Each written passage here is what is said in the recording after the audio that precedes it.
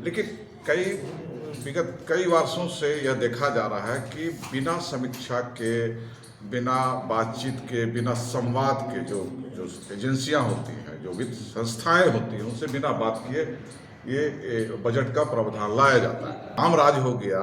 राम राज में भी अगर हमारे साथ बजट में अगर दलित पिछड़े आदिवासियों की बात अगर बजट में कटौती हो रही है तो ये हमारे दलित पिछड़े आदिवासियों के लिए अच्छा बजट नहीं है।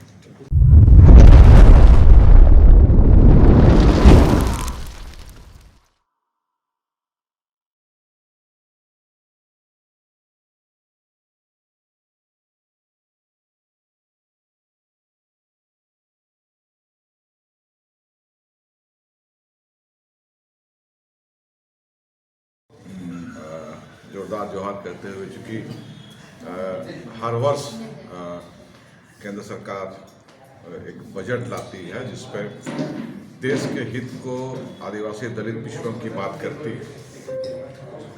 नीति आयोग की रिपोर्ट बार बार ये बताती है कि किस राज्य में दक्षिण के क्षेत्र हो, पूरब के क्षेत्र हो, उत्तर के दक्षिण जो क्षेत्र हो, दक्षिण के जो क्षेत्र हो, उनके लिए पूरे एक समीक्षा होती है। उसके बाद वित्त मंत्रालय एक बजट बनाता है जिसमें आदिवासियों के कल्याण के लिए, दलित पिछड़ों के कल्याण के लिए एक पूरे चर्चा का ये होता है। उसके बाद एक बजट बनता है ताकि देश को विकास के रास्ते पर लाया जा सके। लेकिन विगत कई वर्षों से यह देखा जा रहा है कि बिना समीक्षा के, बिना बातचीत के, बिना संवाद के जो जो एजेंसियां होती हैं, जो वित्त संस्थाएं होती हैं, उनसे बिना बात किए ये बजट का प्रावधान लाया जाता है। अब हम लोग बहुत खुशी है कि राम राज हो गया। राम राज में भी अगर हमारे साथ बजट में अगर दलित पिछड़े आदिवासियों की बात अगर बजट में कटौती हो रही है तो ये अच्छा संकेत नहीं है।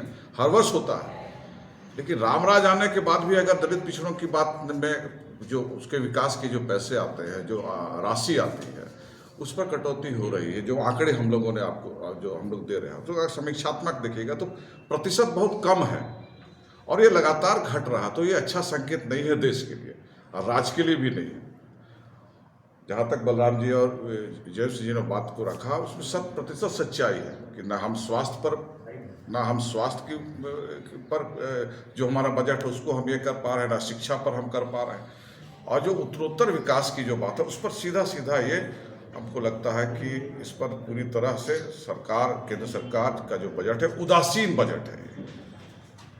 ये उदासीन कहीं कहीं कुछ मामलों में आप देखिए कि हाँ, जो बलराम जी जो बता रहे थे कि है विदेश में जो ये जो शिक्षा के लिए जाके उस पर कुछ बातें है बजट में, ऐसा नहीं है कि पूरा। लेकिन जहाँ दलित पिछड़ों की, दबे कुचलों की बात आती है तो केंद्र सरकार इस पर पीछे हट जाती है। तो ये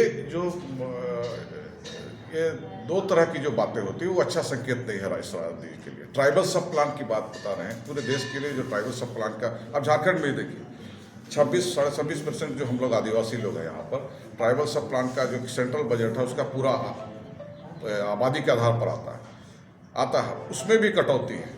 तो हमको लगता है कि सेंट्रल बजट एक हम लोग लुभावन तो बोलेंगे ही, लेकिन ये पूरी तरह से देश के आदिवासियों, दलित और पिछड़ों के लिए अच्छा बजट नहीं है। इस पर हम लोग को विचार करना चाहिए। इसलिए हम लोगों ने इसके लिए दस्तावेज भी बनाया है और सरकार को भी दिया है और केंद्र सरकार को भी भेजा है कि ट्राइबल सब प्लान का एक एक्ट बन जाए, पूरे देश में एक्ट बनना चाहिए और उस एक्ट के आधार पर पैसे का आवंटन हो। तो ये हम लोग देख रहे हैं और हम लोग आग्रह भी करें केंद्र सरकार कि अगर इसमें कुछ और रास्ता बने तो उसके लिए आप सोच सकते हैं। लेकिन ये बजट हमारे दलित पिछड़े आदिवासियों के लिए अच्छा बजट नहीं है। मेरा नाम रतन तिर्की है, मैं जनजातीय ब्राह्मण जाति परिषद का पूर्व सदस्य हूँ। जेम्स बताए कि किस किस हेड में खर्च करना है, और एक तरह का ये संवैधानिक प्रावधान है जो जस्टिस, सोशल, इकोनॉमिकल और पॉलिटिकल जस्टिस उसको एड्रेस करने वाला है। तो हम देख रहे हैं कि इस बार जो जनसंख्या के अनुपात में बजट खर्च होना चाहिए था उसमें कमी किया है। लेकिन सबसे दुखद बात यह है कि जो सीधे लाभ पहुंचाने वाला जो स्कीम है उसमें बहुत कम, जैसे एससी का और एसटी का बात करें तो 3.1% ही उस पर सीधे लाभ पहुंचाने वाले पे काम किया है, और एसटी का 2.5% में। तो ये एक दुखद बात है कि आप उसके नाम पे अब जैसे लाइवलीहुड के लिए, स्किल डेवलपमेंट के लिए, इंफ्रास्ट्रक्चर के लिए, ये सब पे जो खर्च है, तो इंफ्रास्ट्रक्चर पर सबसे ज़्यादा खर्च कर देता है। जो इंफ्रास्ट्रक्चर का खर्च उन लोगों को लाभ नहीं मिलता है जिनको इसकी ज़रूरत है। दूसरा ये कि जो इन पे खर्च होता है, तो जो कॉमन स्कीम्स है जो सबके लिए, जैसे ICDS है सबके लिए है, और उसमें जो ट्राइबल एरिया का है उसको ICDS का पैसा को उसमें से निकाल दो, उसमें अतिरिक्त कुछ नहीं जोड़ते हैं, तो इस योजना का कोई मतलब नहीं होता, इसका कोई फ़ायदा नहीं होता है। और इस तरह से अगर हम देखें तो जहाँ पे इन्वेस्ट करना चाहिए, जो पिछड़ापन का जो क्राइटेरिया है जो भारत सरकार ही निर्धारित किया है, उसमें शिक्षा एक महत्वपूर्ण बात है। एक अच्छी बात है कि विदेश पढ़ने वालों के लिए तो थोड़ा सा बजट बढ़ाया है, लेकिन पोस्ट मैट्रिक स्कॉलरशिप को कम कर दिया। तो जब नीचे का पढ़ाई को, अगर बुनियाद को अगर मजबूत नहीं करेंगे तो हायर एजुकेशन में कौन जाएंगे, कितने लोग जाएंगे? तो एजुकेशन पे जो फोकस होना चाहिए वो फोकस बिल्कुल नहीं दिख रहा है। नवोदय पे थोड़ा बढ़ाया पैसा, लेकिन वो पर्याप्त नहीं है। हेल्थ का स्थिति हम जान रहे हैं, कुपोषण का स्थिति जान रहे हैं कि झारखंड में कुपोषण की स्थिति खास करके आदिवासी और दलित समुदाय में, उस पे जो इन्वेस्टमेंट होना चाहिए वो नहीं हुआ है। हेल्थ पे एक अलग तरह का हेल्थ का प्रॉब्लम्स है, तो उस पे जो खर्च होना चाहिए वो नहीं हो रहा है। इधर हाल के दिनों में अगर आप देखेंगे तो आदिवासियों और दलितों पे जो अत्याचार बढ़ा है,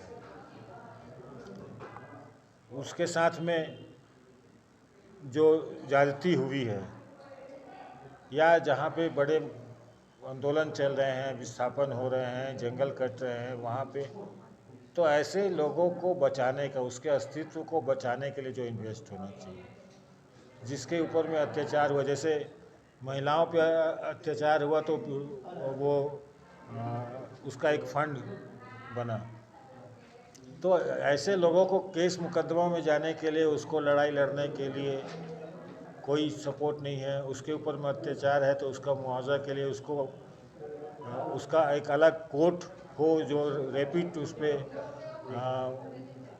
त्वरित निर्णय हो सके, ऐसा कोई प्रोविज़न जो करना चाहिए जिसकी हम लोग मांग करते रहे हैं, वो भी नहीं है। तो कुल मिला के जिस मकसद से ट्राइबल सब प्लान और शेड्यूल कास्ट सब प्लान बनाया गया, वो मकसद को पूरा होते हुए नहीं देख रहे हैं। इसलिए हम लोगों ने एक कानून बनाने का बात की, और कानून का हम लोग एक ड्राफ्ट भी TRI के सहयोग से एक कानून का ड्राफ्ट भी किए, जो कि पास नहीं हुआ। अगर ये कानूनी रूप से सक्षम हो जाएगा कानून, ये स्कीम अगर कानून का दायरा में आ जाएगा, तब इस पर शायद हम लोग कुछ सुधार पा सकेंगे। धन्यवाद। मेरा नाम बलराम है। आज की इस प्रेस वार्ता में जैसा कि आप सभी को मालूम है, 1 तारीख को केंद्रीय बजट जारी किया गया है, और इस केंद्रीय बजट में खासकर दलित और आदिवासी के लिए जो बजट प्रावधान किया गया है, उस मुद्दे पर आज का ये प्रेस कॉन्फ्रेंस है, संवाददाता सम्मेलन है। और दलित और आदिवासी का बजट मूलतः प्रावधानों के हिसाब से 3 सिद्धांत पर आधारित है। पहला ये कि उनकी जनसंख्या के हिसाब से बजट में भी उतना प्रतिशत आवंटन किया जाना चाहिए। कहने का मतलब है कि दलितों का जनसंख्या इस देश में करीब 16% है, और आदिवासियों का 8% से ज़्यादा है, तो उस हिसाब से आपका बजट में एलोकेशन भी होना चाहिए। लेकिन ये लगातार हम लोग देख रहे हैं कि इस बजट प्रोविज़न में जनसंख्या के अनुपात में तो कभी भी इनका एलोकेशन नहीं होता है।